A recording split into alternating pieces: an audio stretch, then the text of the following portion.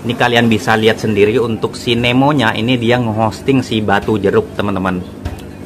Nah kalau kalian tahu awal kali pertama aku kira mau mati ya, ternyata bukan. Dan setelah hari ketiga kalau nggak salah atau hari keempat dia sudah mulai membelas setengah ya. Sampai akhirnya sekarang kalian bisa lihat sendiri ya untuk lumutnya itu semakin banyak. Dan kalian bisa lihat sendiri untuk hama, di sini ada hama yang namanya vermit snail ya. Mau coba aku bersihin ya. Cuman memang untuk minusnya sendiri nanti saat dibersihkan mau nggak mau kita harus angkat untuk scaping atau dead rocknya teman-teman.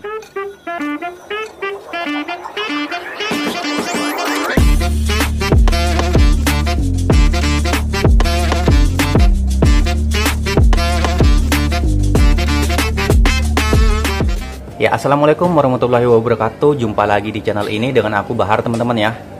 Oke, untuk video kali ini aku akan update lagi untuk perkembangan Pico Rifteng aku yang pertama ini ya. Dimana sekarang ini sudah masuk di usia yang ke-7 bulan ini, ke-7 bulan teman-teman. Dan untuk perkembangan dan permasalahan sendiri selama masuk ke 7 bulan ini itu termasuk banyak teman-teman ya. Ya perkembangannya sih ada. Cuman untuk permasalahannya juga itu lumayan banyak ya ketimbang untuk bulan-bulan sebelumnya teman-teman. Oke, di sini aku akan bahas dulu ya. Kemarin ada teman kita juga ya yang nanya buat nyuruh update untuk Pico Rifteng yang ini ya, yang bahan sekat belakangnya itu pakai bahan Impraboard teman-teman. Oke, kita lihat dulu ya. Ini kita bisa lihat sendiri kalau tank yang menggunakan bahan Impraboard, yang tank aku yang ini nih, ini kalian bisa lihat sendiri ya, ini lunak ya. Ini masih aman sampai sekarang teman-teman, karena apa? Untuk tanknya itu bisa dibilang tank kecil ya, jadi pakai bahan Impraboard itu masih aman ya. Cuman aku saranin buat kalian yang memang tanknya itu tank besar, untuk bahan belakangnya mending jangan pakai yang Impraboard teman-teman. Lebih baik pakai yang sekat akrilik atau enggak kaca sekalian ya. Jadi kalau untuk tank kecil ya oke lah pakai bahan Impraboard karena masih bisa nahan daripada tekanan airnya ya. Tapi kalau tank besar aku tidak menyarankan teman-teman ya. Oke, kemudian kita di sini akan masuk ke permasalahan pertama yang dialami di tank ini ya, 7 bulan terakhir ini ya. Ini kalian bisa lihat sendiri untuk si Nemonya ini dia nge-hosting si batu jeruk teman-teman.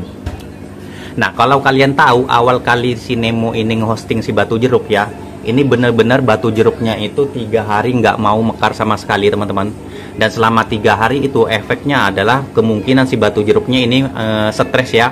Jadi mulai terjadi kebotakan pada jaringannya teman-teman ya. Ini kalian bisa lihat sendiri. Yang awalnya itu aku kira itu akibat daripada brown jelly ya. Ternyata setelah aku angkat dan aku dip, ternyata itu bukan brown jelly teman-teman. Jadi itu memang kerusakan jaringan normal ya yang biasa terjadi pada gonio atau batu jeruk ya. Dan kemungkinan kalau sudah terjadi seperti ini nggak bakal bertahan lama untuk batu jeruknya teman-teman ya. Meskipun di hari kelima dan seterusnya si batu jeruknya ini sudah mulai beradaptasi ya dari hostingan si Nemonya teman-teman. Dia sudah mulai beradaptasi. Cuman kita nggak bisa menjamin ya kalau luka yang sudah dia alamin itu nggak bakal nyebar.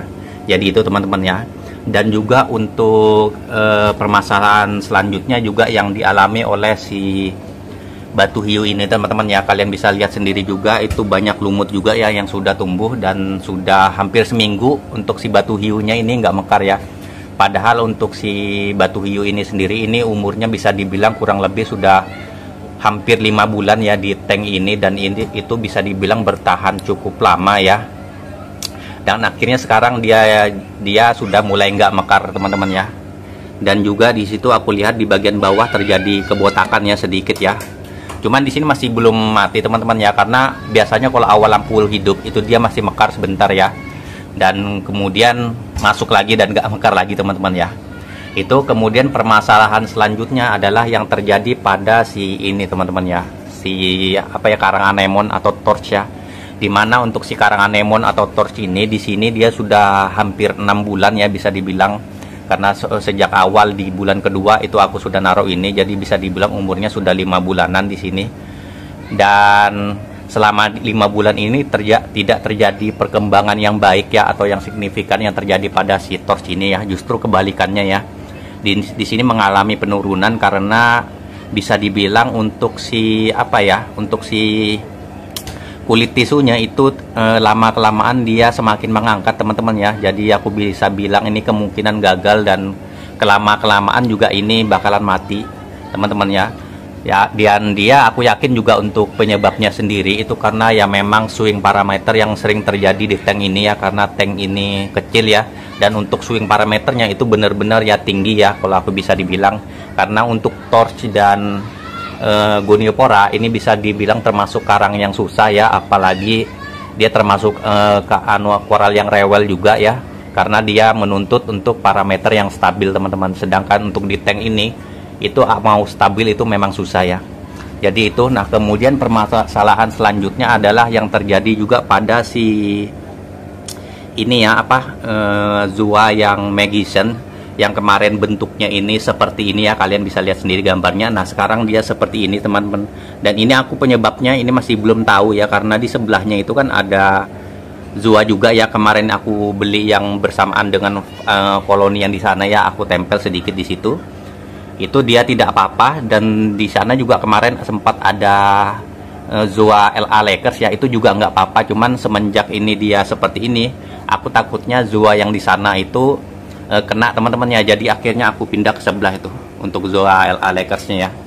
Kemudian permasalahan yang terakhir adalah yang terjadi, ini kalian bisa lihat sendiri, kalau kemarin di tank ini itu ada ikan yang namanya keling liris ya, ini kalian bisa lihat sekarang sudah nggak ada.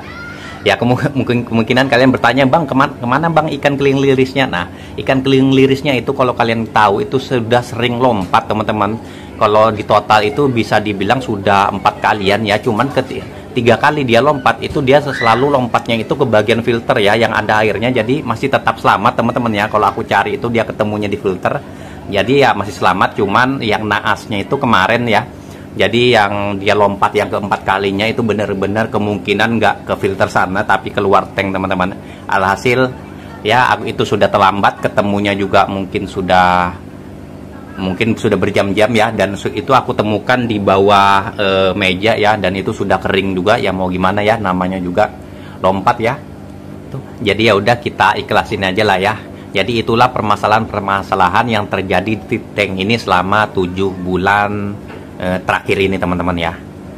Nah kemudian di sini kita akan bahas lagi untuk perkembangan yang dialami di tank ini ya selama 7 bulan ini ya. Memang permasalahannya ada, cuman untuk perkembangannya juga ada. Oke, yang perkembangan yang pertama yang terjadi adalah kalian bisa lihat itu untuk si karang permen yang di belakang ya. Awalnya dulu kan kalau nggak salah itu cuman ada 2 mata ya, yang kanan sama kiri ya. Yang kanan itu lepas dari skeleton, itu jatuh ke bawah ya. Nah kemudian yang kiri, yang 1 mata, yang kemarin update terakhir itu dia membelah jadi 2 mata ya, atau 2 mulut. Sekarang sudah OTW ke 3 mulut teman-teman ya. Jadi sudah sekarang ngebentuk 3 mulut ya. Ini kalian bisa lihat sendiri ya. Itu untuk pada bagian atasnya. Nah itu ada mulut baru yang timbul teman-teman. Dan untuk karang permen yang lepas dari skeleton itu sampai sekarang masih ada ya, itu kalian bisa lihat sendiri yang sebelah kiri yang di bawah itu masih hidup aja. Semoga aja kedepannya dia bisa numbuhin skeleton baru teman-teman. Oke, kemudian untuk yang perkembangan selanjutnya yang terjadi adalah untuk si karang babut ini dia untuk anakannya itu sebenarnya semakin banyak teman-teman ya, karena ini kan dia tentakelnya lagi keluar jadi nggak kelihatan. Jadi di bagian depan itu aku lihat sudah ada tumbuh 3 anakan baru ya, cabang baru kecil banget. Cuman alhamdulillah meskipun sedikit ya, ini ada perkembangan untuk si karang babut ya.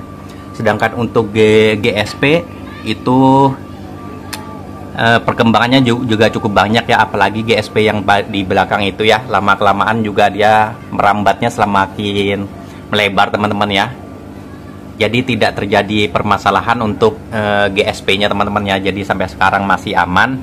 Nah kemudian kalau untuk ini ya, Blastomusa ini sampai sekarang juga masih aman ya, tidak terjadi kebotakan atau mati atau gimana.